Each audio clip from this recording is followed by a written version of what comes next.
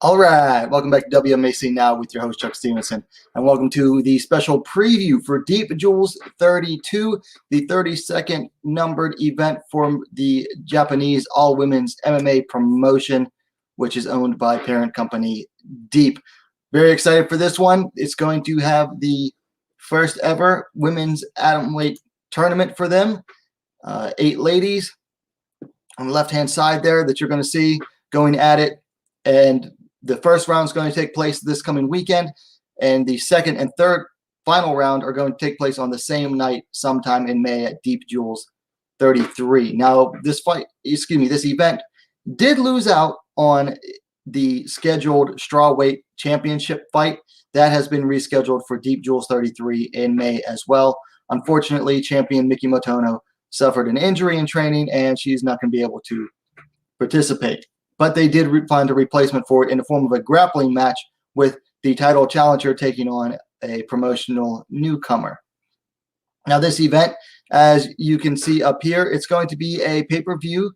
It's going to be 3,000 Japanese yen, which is roughly equivalent to, let me see. Hey Siri, convert 3,000 Japanese yen to American dollars. The answer is $28.12. So $28.12. Not the cheapest pay-per-view considering what you're getting, but it's also not a bad price either. I'm personally going to pay for it. If I don't get scheduled to work Sunday morning, then I plan on watching it live, and I'm going to try to do a live fight companion for it as well, which I haven't done in quite a while. So hopefully looking forward to that. Hopefully I won't have to work next Sunday. Anyway, moving on, there's going to be an amateur kickboxing bout and then an amateur MMA bout to start it off. That's the 2 fights at the bottom there. And then we're going to move into the pro MMA bouts, 3 of them. Then we're going to have the pro grappling bout here. And then the 4 quarterfinal bouts for the the atomweight tournament. So nice little fight card there. 8 pro bouts, 2 amateurs. Very nice. 7 pro amateur MMA bouts. So without further ado, let's get into it. We're going to skip over the kickboxing and amateur MMA bouts and get straight into the pro MMA bouts. So first up, we have Kate Lotus taking on Hime. Let's see. Lotus is coming in at 1-0, undefeated as a pro. Hime, the only thing I can find is a loss in the amateurs a little over a year ago. See, Kate Lotus is listed at 22 years. Don't have an age for Hime. Looks like Lotus will be taller, 5 feet 5 inches, 164 centimeters, to Hime's 5 feet 3 inches, 160 centimeters. I don't think I saw the amateur bout with Hime in it. Kate Lotus coming off a nice win over Marina Kumagai in MMA. I thought she was going to get walloped on the feet. She didn't, and then took it to the ground where she was able to sub Kumagai there. So this is at, what is this at? 55 kilogram, 2-rounder. I'm going to go with Kate Lotus on this one. I think she is one of the fighters that Deep Jewels is looking at as a potential future star for them. You know, she's got the looks. She's pretty, like some kind of modelish. She's got some okay skill so far for someone who's just starting out. I mean, she only had, I think, 1 amateur bout before turning pro and won her first pro bout. So we'll have to see there how she turns out. But for now, I'm going to go with Kate Lotus to win this bout. Then we move on to a strawweight? Yes, a strawweight bout between Yuko Oya, or also known as Amiba, coming in at 9-8. She's taking on Shoko Fujita, coming in, making her pro debut. Amiba is coming in off of 3 straight losses over the past 2.5 years. Most recently, she took a decision loss to Aoi Koriyama up at flyweight, I believe, 3 months ago. Fujita coming off of a win over Kate Lotus. So she is the girl that beat Kate Lotus in Lotus's lone amateur bout, and that was 3 months ago via decision. Let's see. Amiba is 33 years old. Looks like Fujita's going to be the taller fighter, 5 feet 6 inch, 168 centimeters, to Amiba's 5 feet 3 inch, 159 centimeters. I have no clue on this one. I mean, obviously, Amiba has the experience factor. She's got that AACC, Abayani Combat Club factor working in her favor. But I just don't know. I mean, she's 33. She's on the wrong side of the MMA hill there, taken 3 straight losses and lost 4 out of her last 5. I mean, her only win in her last 5 fights was over a girl who was 0-1. I mean, she could take this just by the experience factor alone, or it could be she just doesn't have it, and Fujita's going to come in and take this one. So I don't know. I don't have enough confidence in either of these two to win this one.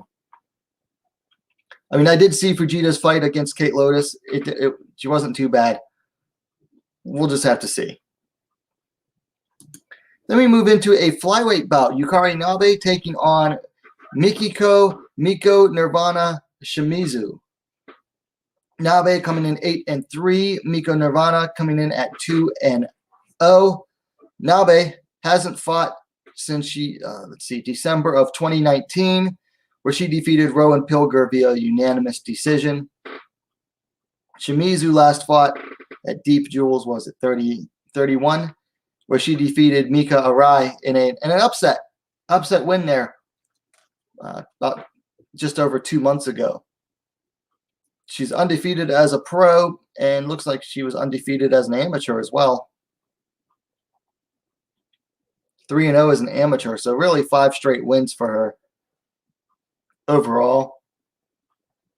Excuse me. Let's see. Nabe's the elder fighter, 33-27. Looks like Miko Nirvana is going to be taller, 5 feet 4 inch, 163 centimeters, to Nabe's 5 feet 1 inch, 155 centimeters. This is another one. It's kind of hard to pick. I mean, yeah, Nabe has the experience, but Miko Nirvana, she has the momentum coming in. I mean, Nabe hasn't fought in over a year, whereas Miko Nirvana is coming in of 2 straight wins in just under 4 months. But I'm going to go with Yukari Nabe to win this one. I think on her feet, this is going to be evened out.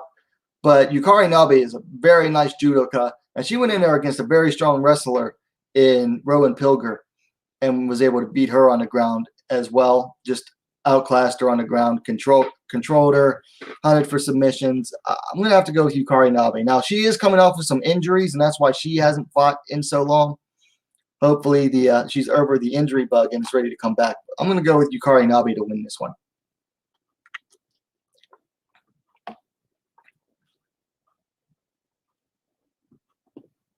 So then after that, we move into the grappling bout. And it's going to be at 54 kilograms. Seika Izawa taking on Megumi Sugimoto. This should be a darn good grappling bout. I'm not a big fan of watching pro grappling. You know, submission grappling to me is honestly, it's boring, because you see fighters, they don't even go for takedowns. They just slide in the guard and attack the leg. Or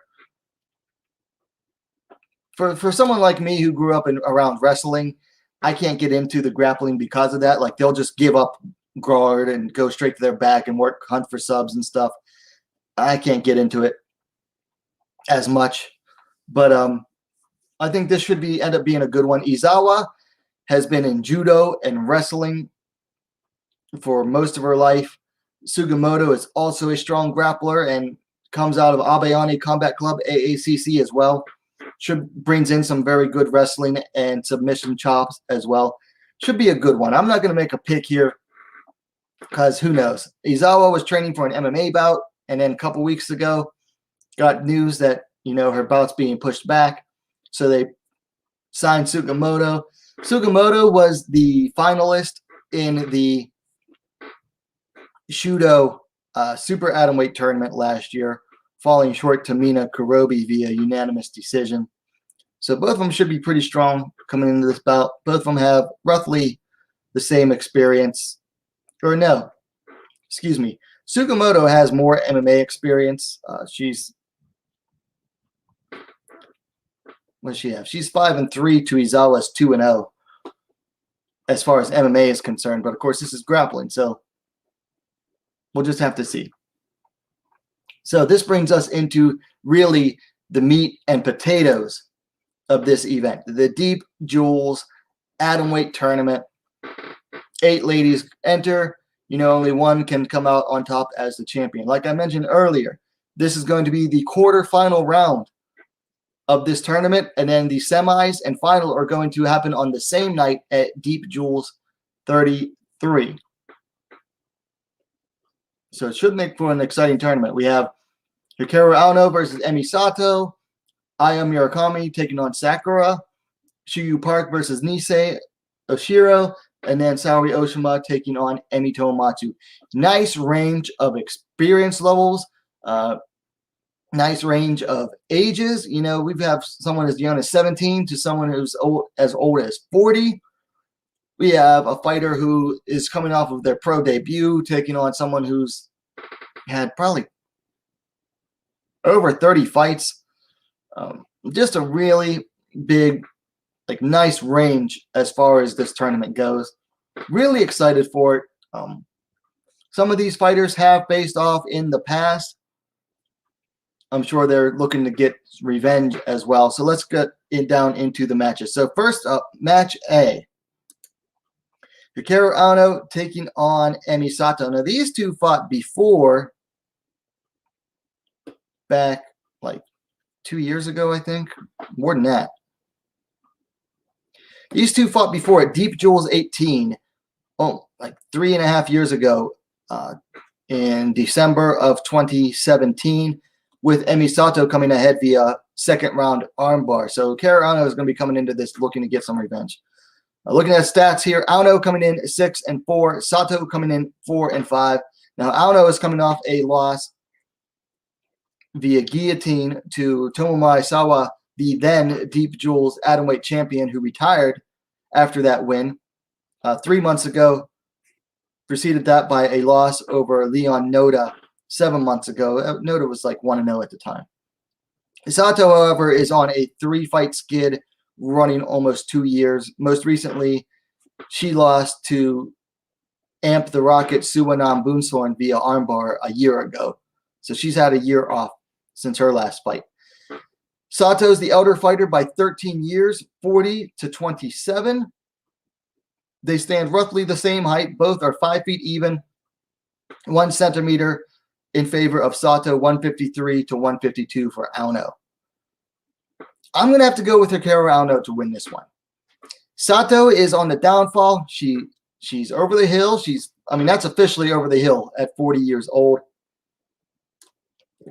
And she just doesn't seem to have it like she did. She was doing okay before she had a kid.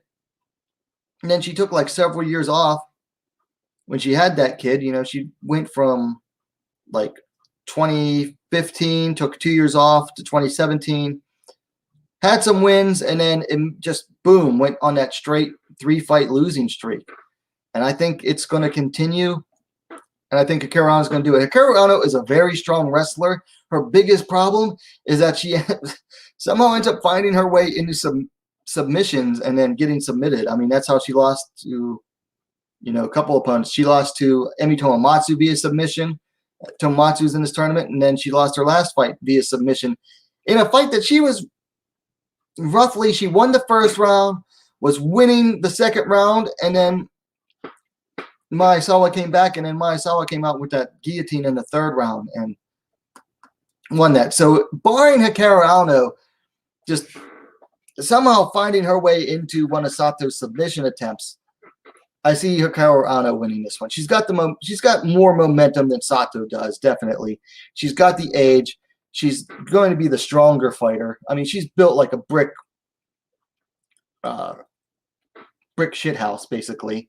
Trying not to swear. I see her winning. Unfortunately, Sato is going to take a 4th straight L in this one. So we're going with Take care of, I don't know. I'm going to write this one down here real quick. Then we move on to match B. Aya Murakami taking on Sakura, a.k.a. Sakura Mori. Murakami coming in 1-0 off of a successful pro debut that she took on like a week's notice as well.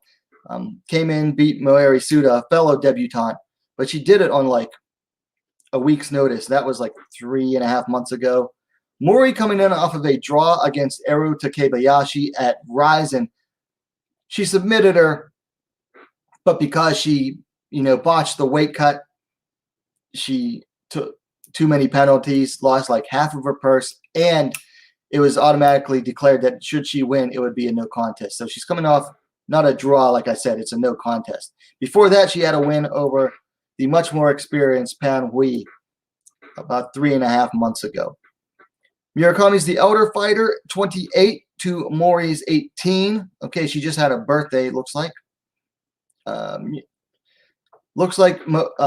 Sakura's going to be the taller fighter, 5'3", 160 centimeters to Murakami's 4 feet 11 inches, 150 centimeters. I believe Murakami's the shortest fighter here too. This is an odd fight because the experience factor in MMA goes to Sakura. However, if this goes to the ground, and I think it eventually will, Murakami is no joke. I think she trains out of they don't have her gym listed. I think she trains out of that Team Carpe Diem. I could be wrong on that, but I know she's a BJJ black belt and has been training for a long time, and she is absolutely no slouch on the ground. If it stays on the feet, or if Sakura can avoid the subs, then she can definitely win it.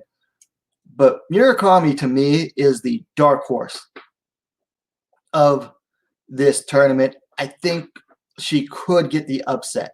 However, I'm not going to bet on her getting the upset. I think Sakura, being the better, well-rounded MMA fighter, is going to come out ahead. So I'm going to go with Sakura to win this one. Then we move on to match C, or number 3. Shiyu Park taking on Mizuki Oshiro. Park, the only non-Japanese fighter in this tournament, taking on local girl Oshiro. Let's see, Park's coming in 4-0. Oshiro coming in 2-2. Now, Park's riding a 4-fight win streak dating 2.5 years. Most recently, she beat Saori Oshima, who's also in this tournament, just over 2 months ago via unanimous decision. Oshiro is coming in off of a loss to Saori Oshima. So these two have a common opponent in a fighter who's in another bout, with Park coming out ahead, Oshiro coming off, or, behind. Before that bout, though, Oshiro beat Satoko Shinashi, who she was not expected to beat at all. I mean, she was basically the lamb being led to the slaughter, was how it was supposed to be. Park coming in, Tapology doesn't list her age. I think she's like 28 or 29 at this point. Oshiro coming in 25 years old. Park's going to be taller fighter, 5 feet 2 inches, 157 centimeters to Oshiro's 4 feet 11 inches, 151 centimeters. I got to go with Shiyu Park here. I think she's just a better all-around fighter. She's definitely going to be the better striker. Oshiro was able to pound out Satoko Shinashi, but I don't see Park putting herself in the same positions that Shinashi would because of the differing styles. Park is just a much better kickboxer than what I've seen of Nisei. I don't see Nisei getting her to the ground. If it does, I think Park will be able to defend any submissions long enough to get back to her feet. And I see that's largely where this fight's going to play out, on the feet, where Park is going to have a clear technical advantage and the height and reach as well. I got to give Oshiro credit because Park was the first fighter to get to win the drawing for when they chose their fights. Park chose fight C, the third fight, and Oshiro was the second one, and she immediately chose right away to fight Park. So I got to admire the balls on Nisei but I think she went too far into the deep end of the pool too fast on this one. I'm going to go with Shiyu Park. And I'll tell you what, I like what I've been seeing from her on social media as well. Because of the travel restrictions, she spent like 2 weeks before her last fight in Japan stuck in quarantine and said, you know what, I'm not going back to Korea. I'm going to stay here so I don't have to deal with quarantine in Korea and then another quarantine to Japan. She stayed in Japan, and she has been training mostly out of Crazy Bee with Miyu Yamamoto, really working on her wrestling. Really excited to see that. And I saw her doing some BJJ at Team Carpe Diem as well. So I think Park is doing the right training for this tournament, and I'm going with Park, hands down. Then we move on to match D in the tournament, the main event as well. Once after the cancellation of the strawweight title bout, Saori Oshima taking on Emi Tomatsu. Oshima coming in 3-2. Tomatsu coming in 15-17. Wrong side of that win-loss column there. Now, both of these fighters are coming off of losses. Oshima to Shiyu Park just over 2 months ago. Before that, she had 2 straight wins. Tomatsu riding a 3-fight losing streak dating back almost a year and a half. Most recently, took a unanimous decision loss to Reina Kubota in Rise, and that was back in September, but gave Reina a pretty good fight. Tomatsu, the much older fighter, 38 years to Oshima's 26. So Tomatsu is the second oldest fighter in the tournament. Tomatsu going to have the height advantage as well, 5 feet 1 inch, 156 centimeters, to Oshima's 4 feet 11 inch, 149 centimeters. So you have an atomweight taking on Tomatsu. She's gone back and forth between atomweight and strawweight throughout her career. Most recently has been fighting at strawweight or atomweight, I think. Oshima started out as a super atomweight. Most recently was fighting at microweight, where she won the deep microweight strap, and then she came back to atomweight, lost to Shiyu Park. This is a tough one to pick. Both coming off losses, so neither of them really have a whole lot of momentum coming into this bout. For Tomatsu, this is her absolute last chance at glory. I mean, she's held titles before, but they were like interim titles. They were never like the full official title, or like one time she won because her opponent missed weight. That was Mizuki Inoue. So unfortunately for Tomatsu, she's just finding herself stuck where she has this losing record, and this is her last chance at glory. Oshima, you know, she's still young in her career. She's got time. It's a really tough one. Tomatsu's fairly well-rounded. Not a bad boxer. Does okay on the ground as well. Just an all-around fighter. Oshima is mostly a submission grappler. If it stays on the feet, I see Tomatsu coming out ahead. If it goes to the ground, I think it could be anyone's game. I just don't see Oshima being able to stand up with Tomatsu. I mean, Tomatsu, she's been her stand-up has been, you know, on a downslide. But one thing I got to give to Tomatsu, and I've said this before, she is an absolute crafty veteran, especially when she's in against these lesser experienced fighters. You know, she was expected to lose to Hikaru Ano like almost 2 years ago. She was losing to Hikaru Ano, and then came back with a quick takedown submission from behind. Like I said, in a bout that she was basically losing, and then nobody gave her any chance against Reina Kubota, and she actually gave Reina a good fight. So, I mean, in a losing effort. So, I got to go with the crafty veteran on this one. If I'm wrong, I'm wrong, but I think Tomatsu is going to come out ahead on this one. I just think that she has more experience. She's better all around than Oshima is, so I got to go with Tomatsu. Looks like Blue Dash agrees with me. Yeah, more experience and a bit bigger. Yeah. So I got to go with Tomatsu to win this one. So that is it for the matchup. So, like I said, the atomweight tournament. You got the brackets here. Now, I don't know if this is the actual brackets. I made this one myself. It looks like that's how they're going to go. I don't know if this is going to be the exact, matchups, like A and B, winner of A versus winner of B, and then winner of C versus winner of D. If it goes down like this, here's how I see it going. I picked Hikaru Ono to win match A, and I picked Sakura to win match B. The winner of that one, I feel, is going to be up in the air. I think Sakura is going to have the size advantage. Ono is going to have more experience. I'm going to go with Sakura to win that one. That one I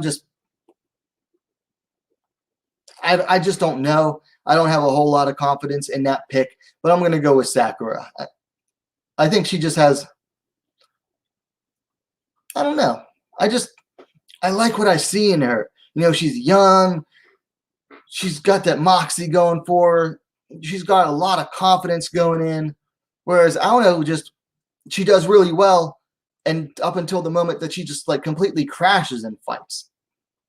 And that is one of my biggest problems with Hikaru Ono, and why I have a hard time often picking her to win fights. But Aono's going to win, beat Soto, I believe, and I think Sakura beats Ono.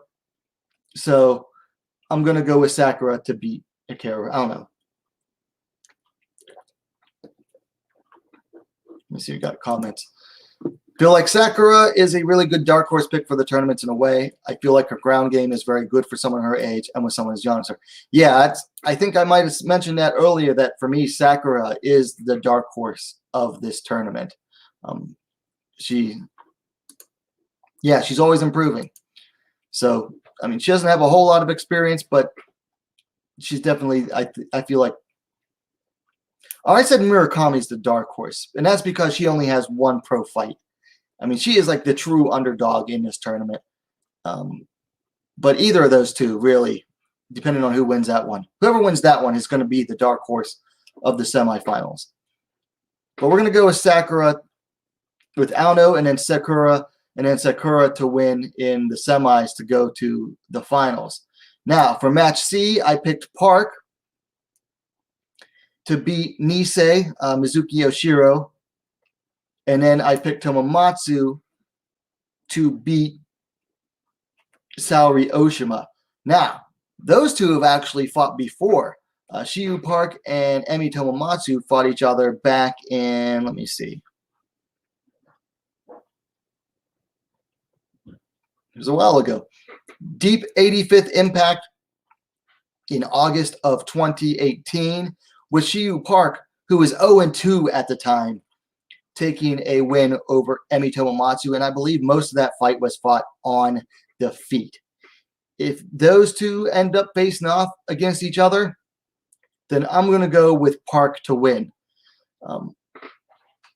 Park, I believe, is just a better striker, and I think she can fight off, especially since she's been working with Miyamoto and everything on the wrestling.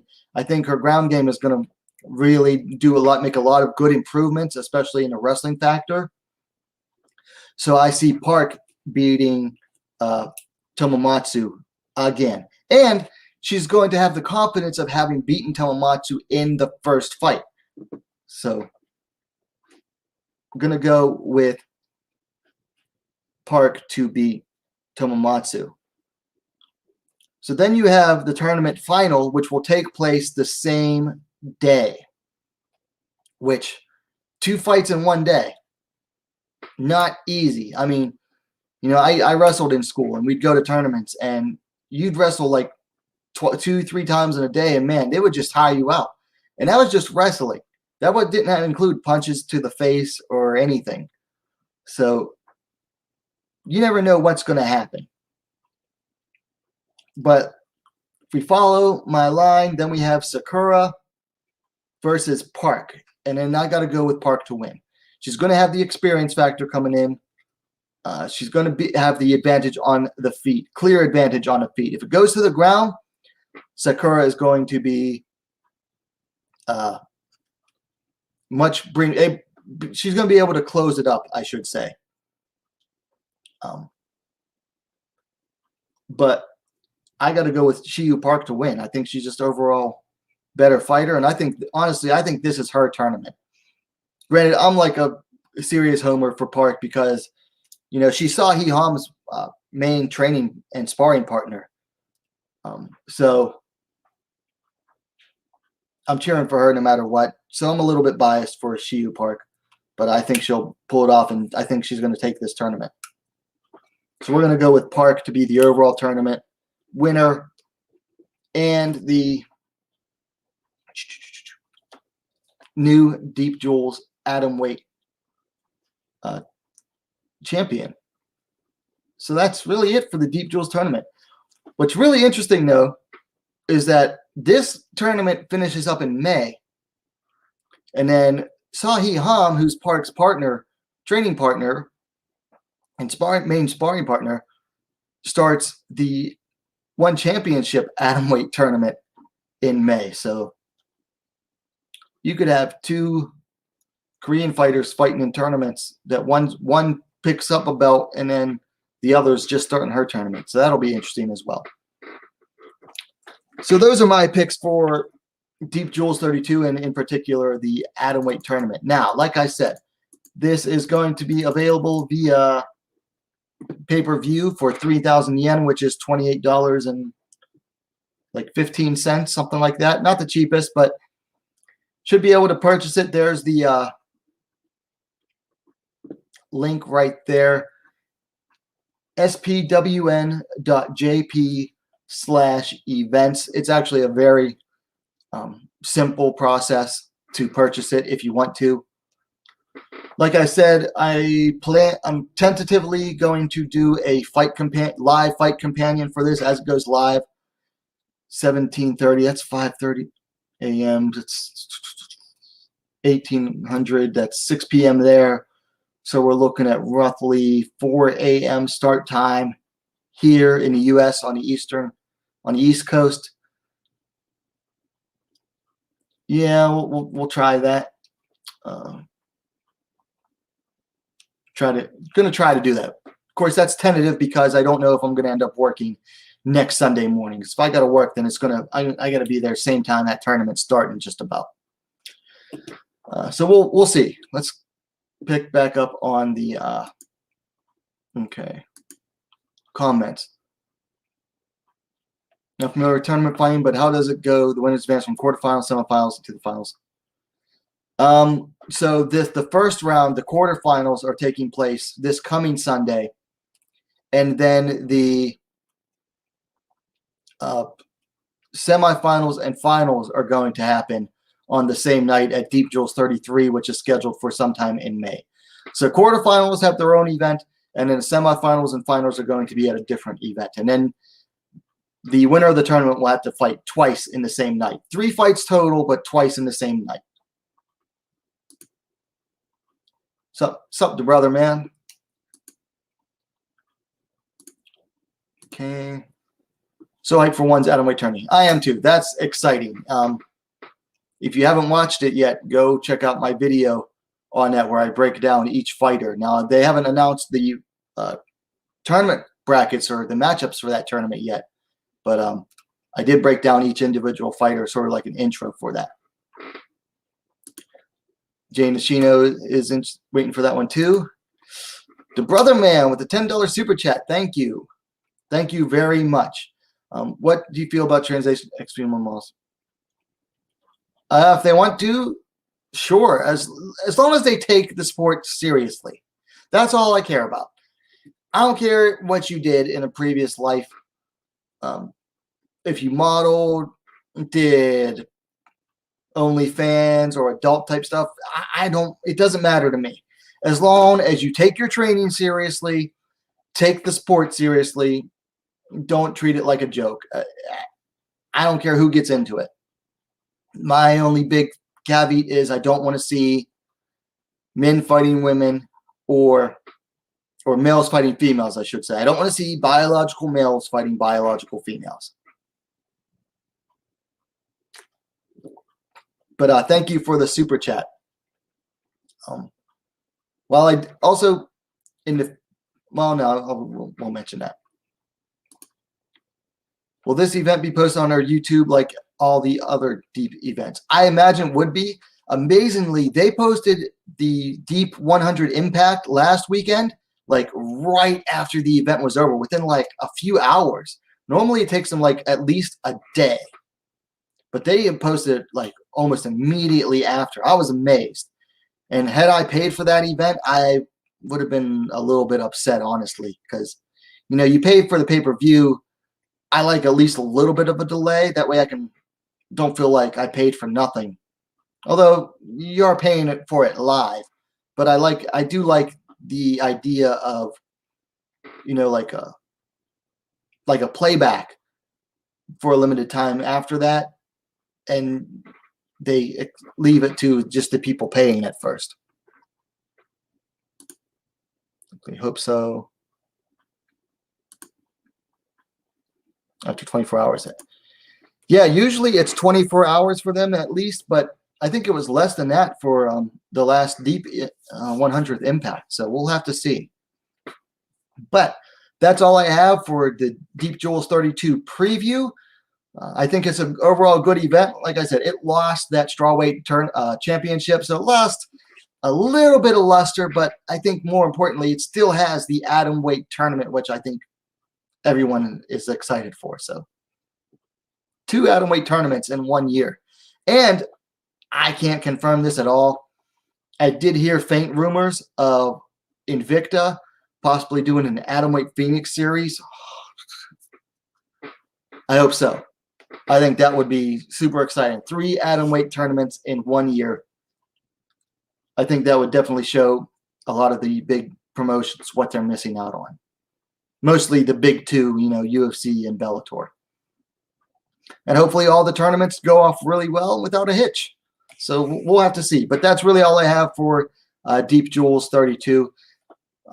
Thank you for watching. For those that watch live, if you're watching on playback, let me know your thoughts in the comments down below. If you like the video, please like it. Share it as well. That's how I get a lot more views on stuff like Reddit, or share it to forums or Facebook, social media, stuff like that. It really helped the channel grow, and I'd really appreciate it. And then got one last comment here, Blue Dash. I just love tournament style formatting. It undeniably proves who's the best within the tournament. I agree, especially the caveat that it's within the tournament. And that is an important caveat because, you know, you fight, especially if you fight multiple times in one night, it might not show who's the best fighter overall, but it does show who's the best within that bracket and within that particular night as well. But yeah, tournaments are exciting. They rarely ever go off the way that they're supposed to. But when they do, and sometimes even when they don't, they're still fun. They still bring in a lot of excitement to the sport. So that's really all I have. Like I said, let me know your thoughts in the comments down below. Like, share, hit that bell for notifications, because overall I think less than 15% of my video views come from subscribers. So when you subscribe, also don't forget to really subscribe by hitting that bell for notifications. And then while you're at it, go ahead and subscribe to WMMA Now, the most complete women's mixed martial arts dedicated platform on YouTube. Thanks for watching, guys. We'll see you next time.